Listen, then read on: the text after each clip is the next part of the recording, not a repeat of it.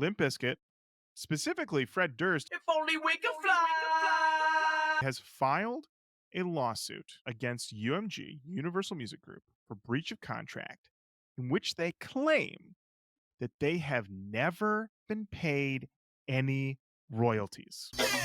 This is insane. This is crazy to me to realize that Limp Bizkit, who, if you go on Wikipedia and look up the sales for Significant Other and Chocolate Starfish, you will find that these records are many times platinum. Oh, yeah. Outside what generally is platinum. If you're a successful band and you're like triple platinum, you're like, boys, we did it. Limp Bizkit was doing 9 million copies sold per album. And they have been told by Universal Music Group that they have yet to recoup. And this is insane to me. According to this article on Stereogum, Universal provided Limp Bizkit with millions of dollars to fund new recordings. The band says the label has withheld royalty payments, even though those expenses have been recouped thanks to the band's resurgence in popularity. UMG reportedly told Limp Bizkit they are still $43 million away from recouping their advances. But Fred Durst says that he has discovered that Flip Records, the label that originally signed Limp Bizkit before they made the leap to Interscope, has been making millions through a profit-sharing arrangement with UMG, and none of the money is finding its way to the band. This is a tale as old as time. Hollywood accounting, music executives are shady. We know it. We understand it. But to see it at this level, that a band as successful as Limp Bizkit was, at their peak, selling numbers that were truly bananas, and we're being told, you haven't recouped yet. As if I'm supposed to believe that the making of Significant Other and Chocolate Starfish were both, what, $100 million albums? What are we talking about here? Get the fuck out of here. What are we doing here? Yeah, Ross Robinson used those gold tapes on $3 bill, y'all. Yeah, insane to me.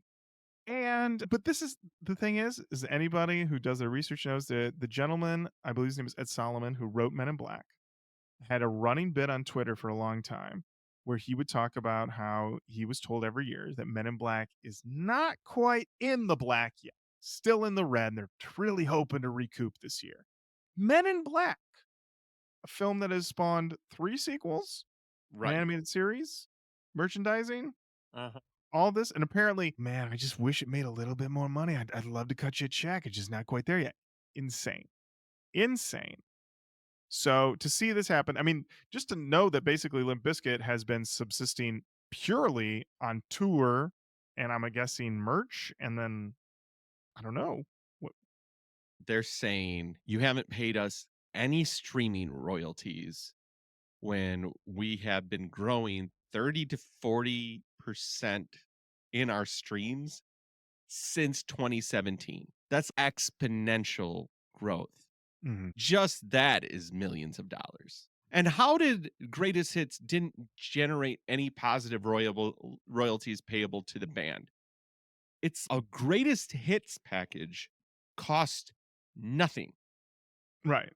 It is, there was no recording, there was no remastering, there was no anything that is special about Greatest Hits. Right. It is just artwork and pressing. Everybody knows that's like when you're fucking, you get into the catalog, the $9.99 catalog. Yeah. That's where all the money is made. Because the albums, I mean, fucking the Eagles' Greatest Hits has been like the most profitable album of all time. This makes no sense.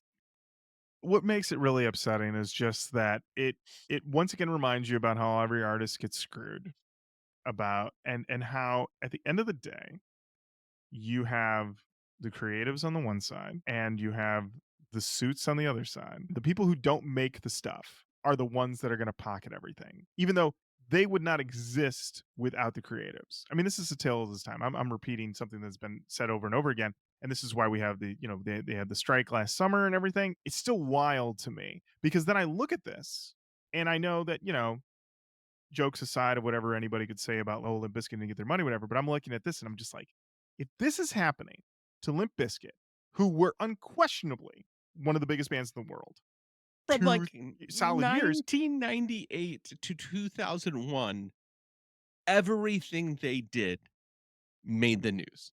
Exactly. They money hand over fist, and they couldn't get paid.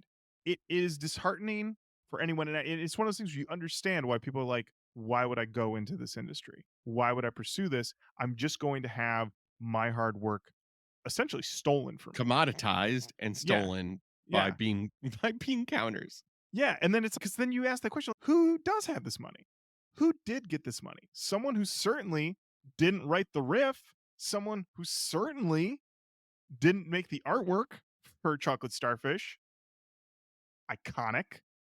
Someone who certainly didn't nickname themselves Polar Bear. That person deserves a check. That person deserves a check. I'm just going to bring it up. John Otto. John Otto, take him to the Matthews Bridge. And apparently he went there with nothing in his pockets. Absurd. Absurd. We know that it was a successful tour this summer. We Yep. saw it. Boys were crushing every night. But these are all aging boys. And I wouldn't be surprised if they had a conversation, or if they've had many conversations about how much longer can we go out there and, bust heads.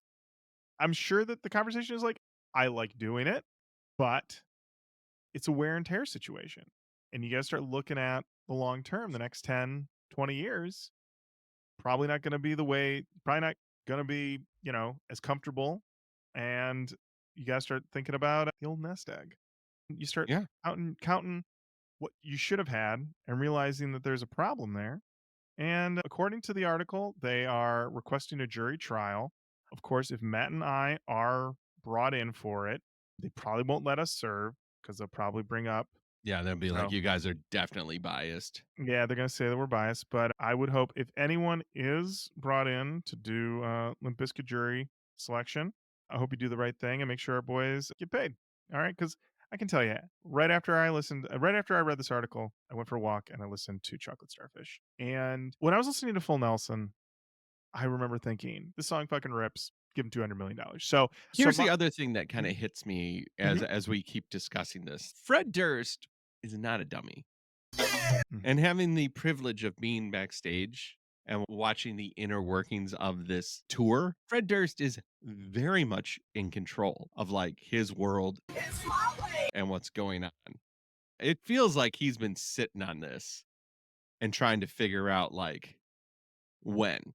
mhm. And it's now. So I'm hoping that very soon a judge says, adjourned, ruling in favor of the plaintiff.